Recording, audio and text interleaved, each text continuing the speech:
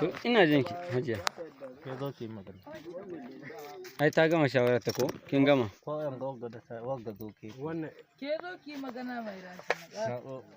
ce wallahi kuma in ba abun gaba za a yi muku wannan kaskanci wanda shi wanda su gani. Da farko alaikum salam. Kina ji ba? Ba mun tsaye da ku nan ne don mu tsaya muna waita ɗaukan hotunan ku don mu tura ku don mu walakanta ku a'a.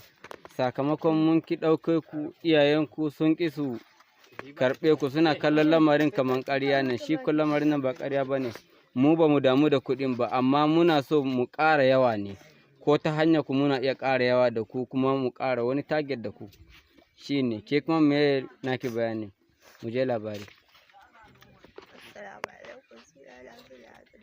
Hello, Dan ɗaga murya kaɗan.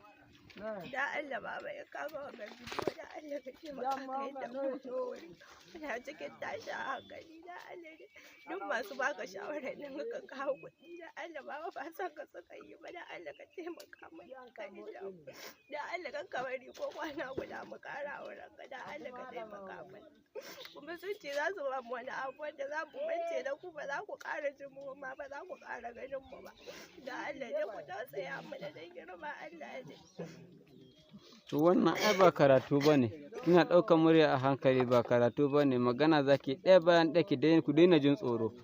Ba mun ce za mu kace ku, ba mun ce za mu wani ba, mu bayan ne ɗaya bayan ɗaya. Za su tai rabuwa, za mu nuna musu gaba ɗaya wa'anda makarantu za su kamo mutane kuma da wa'anda an da kuɗi masu kuɗi duk za su tura mu gan su gidajen tare da mu da su za mu kamo su da makarantu da Allah ne ku tausaya mana ku hidda mu cikin wanga wuri da Allah da Allah. ce in kuma farin cikin shine a hakan to ya ɗoye ya Kina ji ko? Da farko mutane sun ɗauki ‘yan ta'adda abu ne wanda ya koma kamar kawai ɓata gari, babu zancen ɓata gari, mutane ne suke watsa mutane. Yanzu sauran mutane da yake gani, abubuwa da yawa da ake ƙinmu da shi ne sa muke sabgogin nan, amma ba tun da muka kawo kuna kun ga mun kashe guda, kun ga wanda muka karye, kun da wanda aka kawo shi a kashe, kun da wanda aka kawo mai kuɗi.